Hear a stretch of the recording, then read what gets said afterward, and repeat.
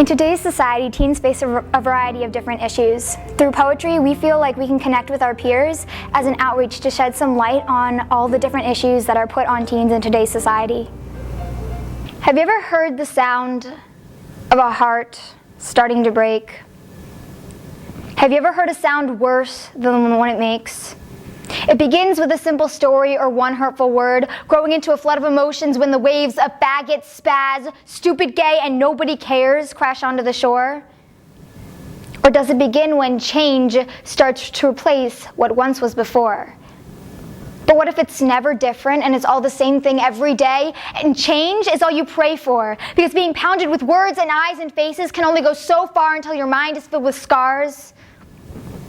False accusations and unnecessary complications are the reasons that common courtesy apparently isn't all that common. Because when the tiniest bit of anger hits the already inconsiderate, their ability to think is obliterated, and splurs of daggers come out of their mouths, not even crossing their minds, and the words they spit out are binded into others' eyes so hard that they can be unable to see the good in themselves, and are forced to believe that their future depends on the opinions of others. He was cracked. A beautiful stained glass vase, handcrafted and unique, was thrown onto the ground. Art critics laughing at what he's become as if they don't know that their words have stung. They don't care, because they were just joking. Meticulously picking out his insecurities, molding them into their stand-up comedy act. Because as long as everyone else has something to laugh about, it doesn't matter who's hurt. Take one for the team. But it seems as though he's taken thousands for the team, and all he gets in return is a lower self-esteem. His catchphrase, "Oh, I'm used to it." After a while, your body becomes immune to the ridicule, a disease that won't go away, coughing up happiness, a symptom of everyday life. Save the drama for the theater, because this masquerade has been going on for long enough, and the bruised are tired of being tough. It's their turn to smile and laugh and believe that they don't need a mask to be acceptable because they are beautiful. Just like the pink clouds in the morning sky. No one should ever have to wonder why they were born the way they are. Society might have raised you to believe in the common misconception that you are made up of nothing but imperfections. But every difference that you can find in yourself should be another reason to celebrate. For you are more than a reflection of other people's expectations, different from the world's hurtful illustrations. The definition of absolute value is distance from zero, says my math teacher with absolute certainty. The students in the class already have this grasp of value, and the definition is quietly accepted. The definition is accepted to the point where the cheery sales associate asks, "What's your dress size?" and the shopper responds, "I'm a 6. She is a 6. She doesn't wear a 6, she is one. That one digit has now summed up the entirety of her existence. That dress size and her identity become proportional. The number on the scale and her self-esteem can only be graphed as an inverse relationship, because it's all about the digits, isn't it? Crunching the numbers, trying to squeeze ourselves into the screens on calculators, deciding our worth on whether or not the contents of our wallet is enough to buy us a ticket to some paradise we've made up inside our heads. I know a boy whose pockets are always as empty as a starved man's stomach. Though the weight of the world rests upon his narrow shoulders, that's 6 sextillion metric tons, metaphorically crushing against his vertebrae, he still manages to keep his neck craned up toward the stars, never forgetting the potential infinity that his short life possesses. The world has condemned him to a life of mops and buckets, because his bank account and his GPA didn't exactly add up to an average university acceptance rate, but he smiles, because he knows you don't even need chump change to create change. If you want to talk math, let's solve some inequalities, because I can guarantee you nobody contemplated their credit score as they listened to Dr. King share his dreams on the steps of the Lincoln Memorial that day.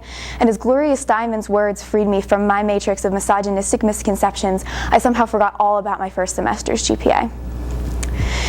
Your eyes blink 14,400 times a day, but the number of blinks will never be proportional in value to the starlight shimmer they have when you smile, or the secrets you hide behind them, or the poetic way that you see the world through them.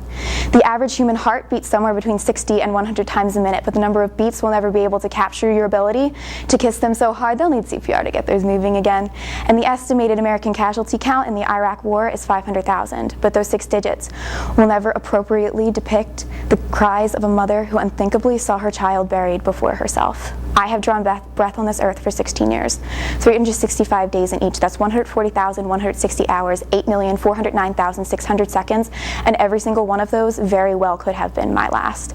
I cringe at the thought of the 3 years that I lost with one foot shackled to the bathroom scale trying to reduce myself to a zero because I was on death's doorstep just about every other day. Your absolute value will never be small enough to be summed up in a distance from zero, just as a graphite pencil will never capture the colors of the rainbow. If I could travel back in time and give myself one piece of advice, it would be to wash your face. For all you youngsters out there worrying about dating, hair, makeup, buying the most expensive things, for as long as you can, cherish dearly your youth. All of the complications will soon enough flow into the river of your life as the years rush before you with the current. Enjoy freedoms while you still have them. Others don't. Most importantly, be a kid, laugh too much, ride your bike, hang out with friends and gossip while watching Disney movies.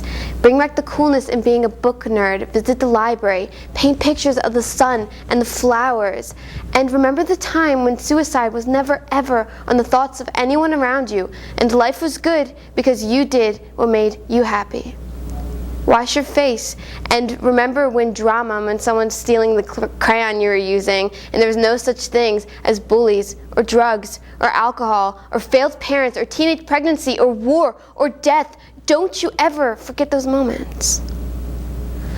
Enjoy time spent in the sheltered cocoon of your childhood. Don't be ignorant to the problems of the world around you as you learn new things. Instead, live each day with a fresh, blank page, not from our stain of elder deceptions. Wash your face and experience joy from the smallest discoveries. Dance in the rain of your sadness when you cry. Drink your favorite soda. Whip out the popcorn. Don't regret or take for granted your innocence. Cash it in, looking at the world with curiosity and bright, apparent eyes. Change the world of screw-ups by not becoming one yourself. And remember, the world is changed by your example, not your opinion. Girls, always be just that, girly. Be a princess, sing in the shower, and remember to take your own sweet time in finding every best part of you. And don't you ever let anyone tell you you're not beautiful or you can't, because there is a fire that burns beneath your fingertips, brighter than any star. You are stronger than they are. Guys, don't rush into sex. Don't smoke cigarettes or chew tobacco. Don't be a wife beater or one of those arrogant idiots who has no respect for himself or others. Understand where you're going and where you have been, and be a little boy first before becoming a man. That gate of passage, that isn't weakness. Wash your face, as in let your mom tuck you in one extra night and kiss your dad on the cheek before you leave the house next time, because the time you get around to it on your own busy schedule, they could be dead. And don't you ever let anyone tell you you're not a man because of it, because there is an iron in your blood and an unbreakable will in your bones that fights against such claims. You are stronger than they are. Appreciate what you were given. Not all of us are so lucky. Don't run into the wind of adolescence full force until you've gotten to work on your own kindergarten painting, with expression of a world filled with love and care and kindness for one another. But if you can't remember anything, remember at least to wash your face. When I was in 3rd grade, I, like most other kids in the world, had been learning vocabulary. The 20 words we had received that week were all adjectives, but instead of just memorizing how to spell them, we were each assigned a word we'd have to spell, draw, define, and give an example of. I was so excited about the project, I couldn't wait to present my word. The week went by at lightning speed and it was finally Monday. It was time to present, but I, being the shy person I am, decided to wait till the last minute. Finally, the end of the day came, but a few of the projects before mine stood out to me. Before, there was a guy who had the word fat and he drew a picture of Santa. There was also a little girl in my class who had the word bald and she drew an old man. The twins in my class had opposite words but presented at the same time. One's word was tall with the drawing of a soldier, and the other's word was short with the drawing of an elf. But it was the end of the day. It was my turn to present. So I stood in front of the class proudly and said, "My word is beautiful." I saw the eyes of each student roll at the simplicity of my word, but I ignored it and continued.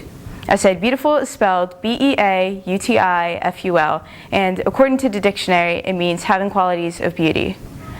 Next, my teacher asked me to hold up a drawing of someone who's considered beautiful, so I reached down happily and grabbed my drawing and held it in the air for everyone to see, a blank piece of paper. Sweetheart, my teacher called, I think you have the wrong thing. Puzzled, I pulled it back down towards myself and put it up for the class once more. No, this is the right paper. Some kid in the back shouted, but that paper's blank. I said, I know, I like it this way. My teacher was confused and asked me to explain, and I said, anything can be beautiful. The same kid shouted, no way. And I said, yeah, fat, bald, tall, and short are all different kinds of beauty. What does it matter if you're a bit bigger than others? Your heart is bigger, and now you have more room to store your beauty. What does it matter if you're bald? Haven't you seen those children with cancer? There's not a second that I look at them and think that they aren't beautiful. Tall, short, why does height matter? No one ever said beauty can be measured in inches or feet or weight or even the amount of hair on your head. To be beautiful means to be happy, to love, to laugh, and to live. Being beautiful means that your day could have sucked and you could be a mess, but no matter what, you stay positive because you know, like an injury, it's going to look bad right now before it gets better, and like an injury, it's going to hurt now, but you will get better and you will be stronger. You can't spell B-E-A-U-T-I-F-U-L without you because beauty is on the inside. I held up my paper once more and said, this should be beauty, and then I sat down.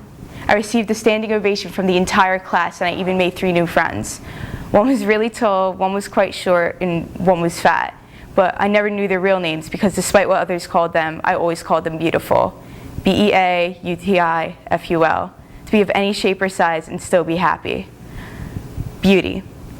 Beauty is said to come from within, but in the world today, beauty is portrayed as an unachievable perfection. Both makeup and Photoshop, both used to crop out the inner beauty of women, copying things so unrealistic and pasting it on women, only to trick both men and women, young women and little girls, that the world won't accept somebody without a perfectly painted face or a body where it seems most of it was erased, effacing the phrase from the back of our mind that true beauty comes from within.